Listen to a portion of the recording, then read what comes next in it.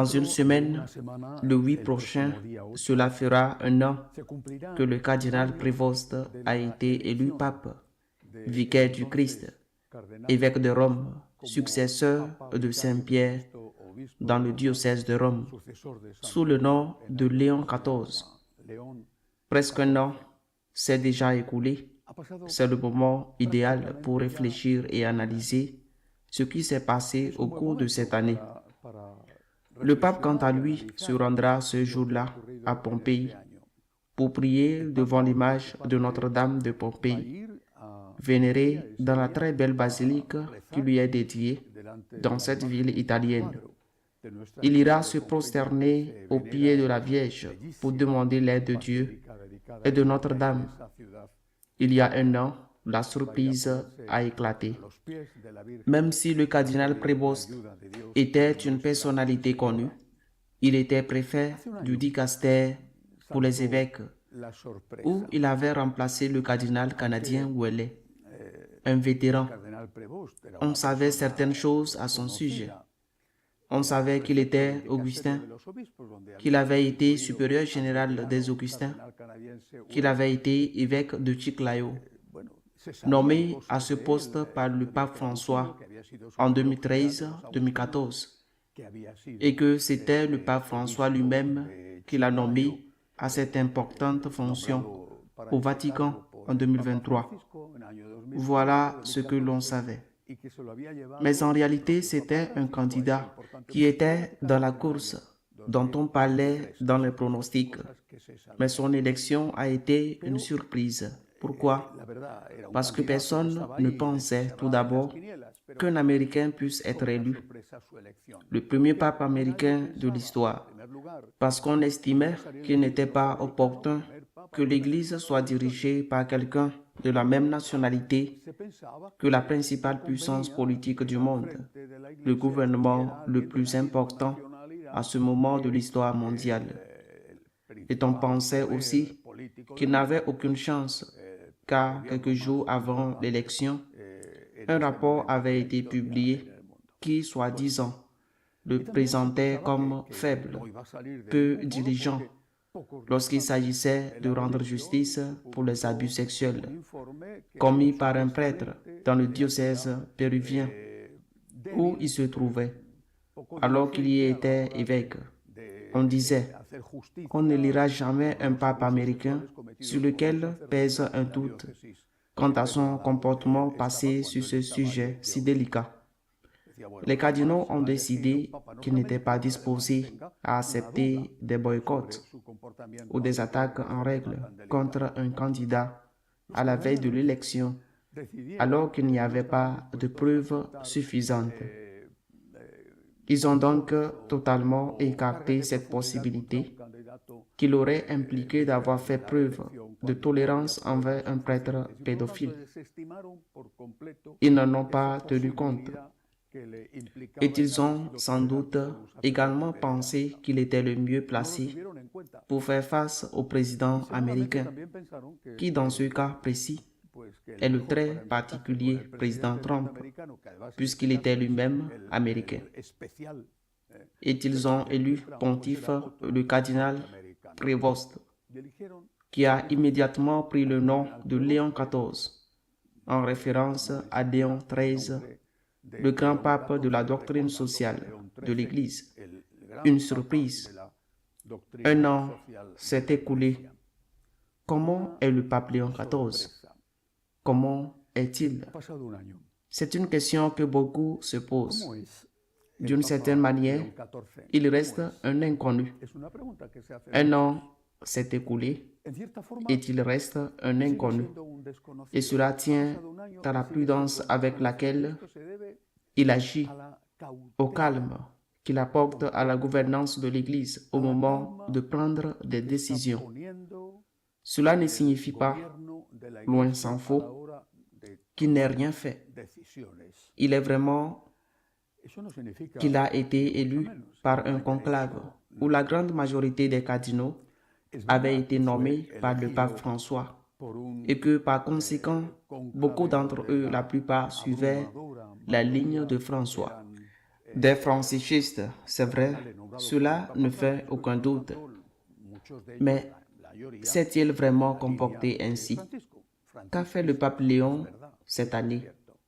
Que pouvons-nous dire qui nous permette de pénétrer en lui et de savoir vraiment qui il est, ce qu'il pense et comment il va continuer à diriger l'Église? Je le répète, il a agi avec une immense prudence, ce qui d'ailleurs est typiquement américain, car dans ce pays, il existe une règle tacite selon laquelle, lorsqu'on arrive quelque part, que ce soit un diocèse ou une paroisse, à l'exception des problèmes graves qu'il faut régler immédiatement, il faut attendre un an avant d'apporter des changements. Le pape Léon applique cette règle à la lettre.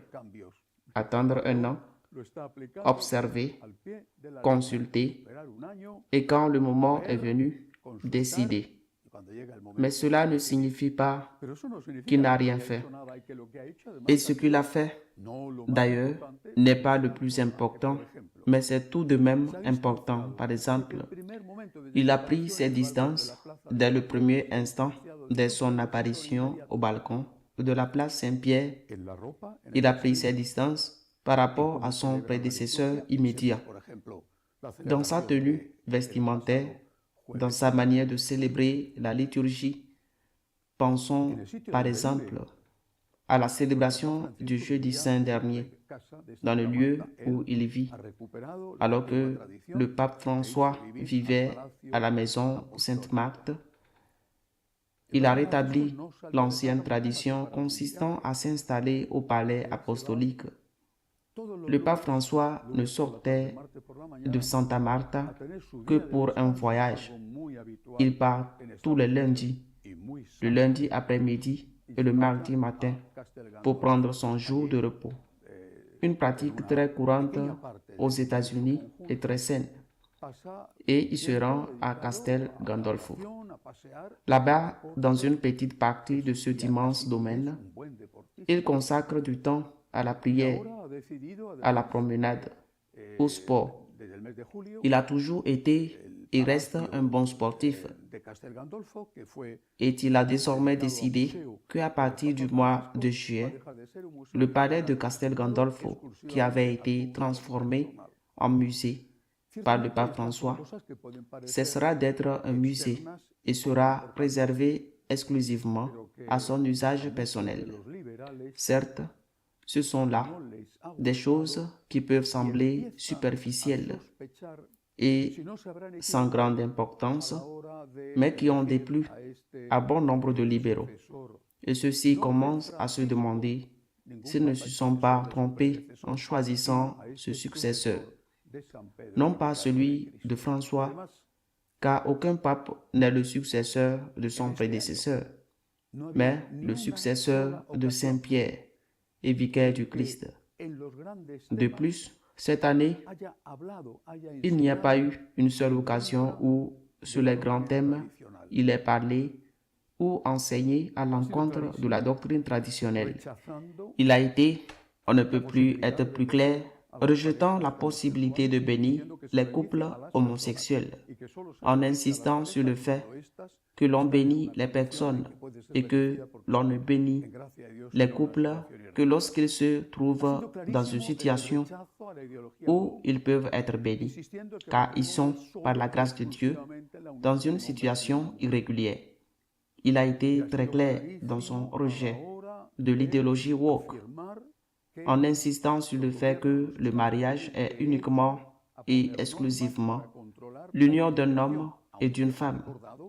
Et il a été très clair lorsqu'il a affirmé que les gouvernements, les États ont le droit d'établir des règles pour contrôler l'immigration, même s'il a rappelé que les migrants, y compris les clandestins, qui se trouvent dans ces pays, doivent être traités comme des êtres humains. Je le répète, tout cela rend les libéraux très nerveux. Peut-être continue-t-il à penser qu'il s'agit d'une tactique, mais la vérité est qu'il commence déjà à croire qu'il ne s'agit pas d'une tactique, mais de quelque chose de bien plus profond et qu'ils se sont peut-être trompés. Le pape Léon prend les choses avec calme. Je le répète, il est très américain dans sa façon d'agir, car là-bas, on procède toujours ainsi. La première année, on observe, puis on décide. Il est également vrai qu'il vient d'avoir 70 ans. Il a donc encore de nombreuses années devant lui, qu'il est en bonne santé et qu'il n'est donc pas pressé. Il a aussi pris des mesures. Il a procédé à des nominations. Parmi les nominations qu'il a effectuées, certaines étaient nécessaires, indispensables. Par exemple, le poste du préfet du Congrégation pour les évêques était celui qu'il occupait. Il fallait nommer quelqu'un pour occuper cette fonction si importante. Mais qui a été choisi? Un expert en droit canonique qui avait été écarté par le pape François parce qu'il avait rédigé le document qui a servi de base pour rejeter certaines des conclusions du synode allemand.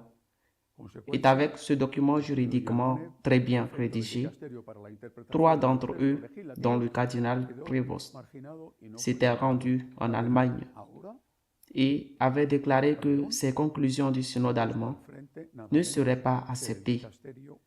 En conséquence, Monseigneur Iannone, préfet du dicaster pour l'interprétation des textes législatifs, a été mis à l'écart et n'a pas été nommé cardinal. Or, le pape Léon l'a placé à la tête de rien de moins que du dicaster pour les évêques.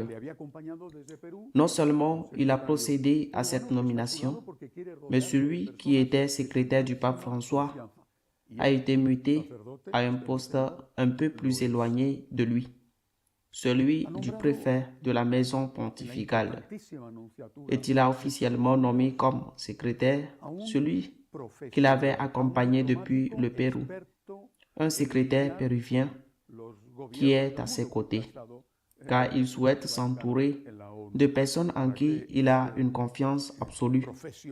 Et ce prêtre, ce monseigneur, en fait partie. Il a nommé à la très importante nonciature des États-Unis un professionnel, un diplomate expert dans les relations avec les gouvernements du monde entier, car il a été représentant du Vatican à l'ONU, afin que ce professionnel soit capable de faire face au président américain Trump, au moins pendant les 4 années de son mandat. Il lui reste encore 2 ans et demi à gouverner, et cette tâche n'est pas facile.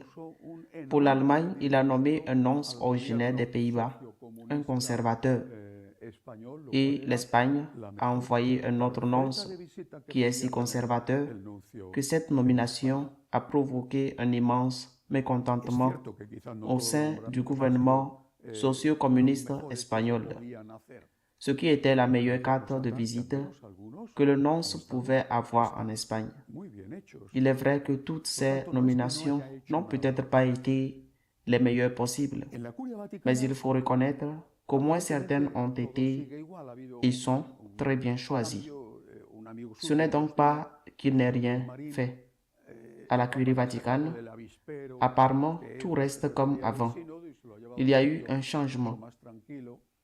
Le pape a sorti de là un de ses amis, Agustino, Monseigneur Luis Marin, de ce nid de guêpes qu'est le secrétariat du synode, pour l'envoyer dans un endroit bien plus tranquille. Il a nommé aumônier et donc à la tête des œuvres caritatives du pape.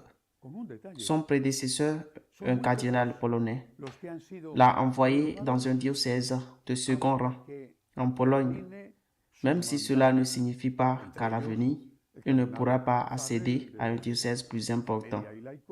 Mais les autres, à la Curie Vaticane, restent à leur poste. À une exception près, très peu d'entre eux ont vu leur mandat renouvelé jusqu'à son terme. Parmi eux, le cardinal Farel, chargé de la famille et des laïcs, et le cardinal chargé du culte divin, Les autres continuent d'attendre que le pape leur annonce ce qu'ils peuvent faire à tout moment, que leur mandat est terminé, car ils occupent un poste à titre provisoire. Le pape Léon est-il un conservateur qui a reçu à s'infiltrer dans les rangs libéraux? Ou est-il un libéral plus ou moins modéré? Est-ce vraiment si important? Le pape s'est fixé un objectif: unir l'Église. Il a dit publiquement, c'est sa devise. Cela signifie qu'il reconnaît que l'Église était divisée et que cette division de l'Église la menait à sa perte. Le pape Léon sait parfaitement qu'une bonne partie, non seulement du collège cardinaliste, mais aussi de l'épiscopat mondial est libéral. Mais il sait aussi parfaitement que la majorité des catholiques pratiquants sont conservateurs et que cette majorité devient écrasante parmi les prêtres, parmi les jeunes prêtres. Il le sait parfaitement et il sait que gouverner et légiférer, publier des documents qui touchent, qui vont même, si ce n'est que dans une moindre mesure, à l'encontre de l'enseignement traditionnel de l'Église, se heurtera à un mur. Et cette barrière, ce mur, même le pape François n'a pas été capable de l'abattre. Le pape Léon sait tout cela. Il sait que s'il doit unir l'Église, il ne peut pas le faire en allant à l'encontre de la doctrine traditionnelle. Il ne peut pas le faire. Il devra faire quelque chose pour que les libéraux ne soient pas trop effrayés, car ils sont déjà inquiets, et pour que les conservateurs se sentent à l'aise dans l'Église et retrouvent le sentiment que celle-ci est aussi leur Église et leur maison, parce qu'on reste fidèle à la tradition, à la vérité qu'est Jésus-Christ. Il le fait avec calme, et ce n'est pas facile à faire. Les problèmes sont énormes, de toutes sortes, depuis la question du synode allemand jusqu'à celle des ordinations épiscopales des prêtres, de l'association de l'Éphébre. C'est pourquoi, alors que cela va faire un an, je voudrais demander à tous, pendant cette semaine qui reste, de prier le rosaire chaque jour pour le pape. Il va se rendre auprès de Notre-Dame du Rosaire de Pompéi pour lui demander son aide. Accompagnons-le cette semaine par nos prières en récitant chaque jour le rosaire pour lui et demandons à Notre-Dame du Bon Conseil, une vocation à laquelle les Augustins sont très attachés. Demandons à Notre-Dame du Bon Conseil de l'aider à discerner ce qu'il faut faire pour guider cette barque de l'Église de 1,4 milliard de personnes, en restant toujours fidèle à Jésus-Christ, qui est la vérité, et en maintenant unis une troupe si disparate, répandue dans le monde entier, et si différente dans sa conception de ce que doit être l'Église en ce moment de l'histoire. Nous prions pour le pape. Nous lui apportons tout notre soutien. Nous prions pour lui. Nous demandons à la Vierge de manière particulière de le protéger et de l'éclairer.